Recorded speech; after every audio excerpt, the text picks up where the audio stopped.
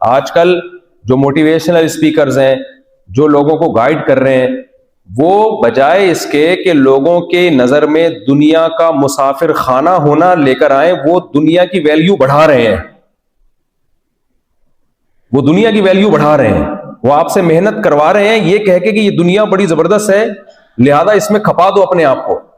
جبکہ تمام پیغمبروں کی جو دعوت ہے وہ دعوت یہ ہے کہ یہ دنیا رہنے کی جگہ نہیں ہے، چاہے وہ ٹورنٹو ہو، چاہے وہ پاکستان ہو. پاکستان تو سب جانتے ہی ہیں،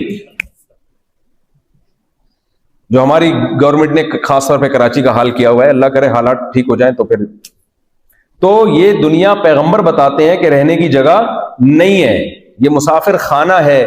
تو اگر کسی شخص کے دل میں دنیا کی محبت ہے، ایک تو جائز محبت ہے، ایک ہے بڑھی ہوئی محبت جس کو ہوس کہا جاتا ہے. وہ بھول گیا ہے کہ میں نے مرنا ہے، میں نے قبر میں جانا ہے اور میں نے حساب و کتاب دینا ہے. وہ سمجھتا ہے کہ میں نے یہی رہنا ہے.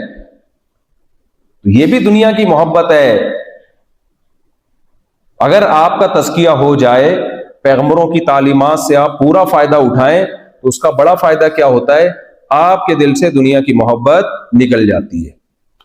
آپ کہیں گے بھائی دنیا کی محبت ہی اگر ہمارے دل سے نکل گئی تو پھر تو دنیا میں رہنے میں مزہ ہی نہیں آئے گا. نہ، دنیا کی اتنی محبت دل سے نکالنا کہ آخرت کی محبت دنیا کی محبت پہ غالب آ جائے.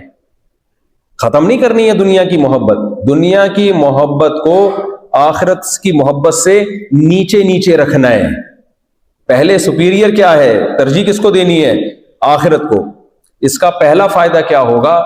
جب آپ دنیا کو مسافر خانہ سمجھیں گے. دیکھو ہمارے لیے پاکستان میں رہ کے دنیا کو مسافر خانہ سمجھنا آسان ہے.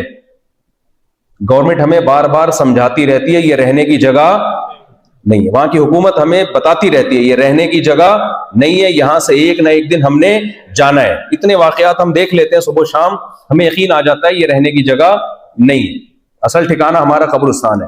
ٹورنٹو میں رہ کے قبر کو یاد رکھنا مشکل کام ہے،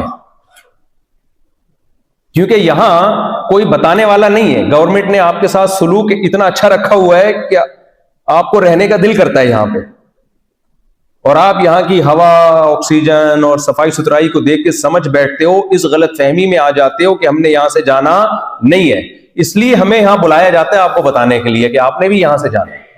میں اس سلسلے میں حاضر ہوا ہوں آپ کی خدمت میں.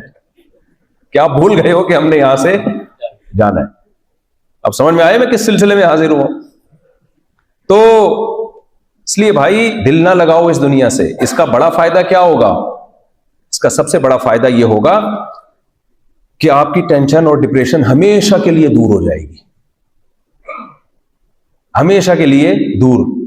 تو آپ نے ترجیح کس کو دینی ہے؟ آخرت کو. یہاں جو بھی کام کریں گے آپ اس میں نیت کرنی ہے آخرت کی. یہ جو میں نے قرآن مجید کی آیت پڑھی ہے نا، اس کا یہی حاصل ہے جو میں نے تمہید بیان کی. اللہ کہتے ہیں فَأَمَّا مَنْ طَغَى وَآثَرَ الْحَيَاةَ الدُّنْيَا فَإِنَّ الْجَحِيمَ هِيَ الْمَأْوَى. اللہ کہتے ہیں جس نے میری نافرمانی کی، سرکشی کی. اور سرکشی کی ڈیفینیشن کیا بیان کی، ایکسپلین کیسے کی اللہ نے؟ آثَرَ الْحَيَاةَ الدُّنْيَا. کتنا زبردست کلام ہے اللہ کا. اللہ نے یہ نہیں کہا کہ دنیا کو چھوڑ دو، نہ. اللہ نے یہ نہیں کہا دنیا کو چھوڑ دو یا کاروبار چھوڑ دو یا دنیا کی لذتوں سے اجتناب کرنا شروع کر دو، ایوائڈ کرنا شروع کر دو. نہ، کیونکہ یہ دنیا میں کچھ ٹائم تو گزارنا ہے نا ہم نے.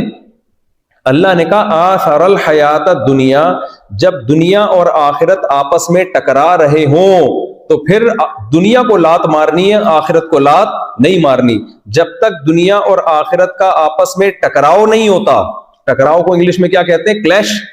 جب تک ان دونوں کا، ہمارے ہاں چھوڑے پھر جب تک ٹکراؤ نہیں ہوتا دنیا اور آخرت کا، تو اس وقت تک دنیا کماؤ، کھاؤ، انجوائے کرو لائف کو. لیکن دنیا کی کچھ لذتیں ایسی ہیں کہ ان کی طرف اگر تم جاؤ گے تو آخرت تم سے روٹ جائے گی. زنا کی طرف جاؤ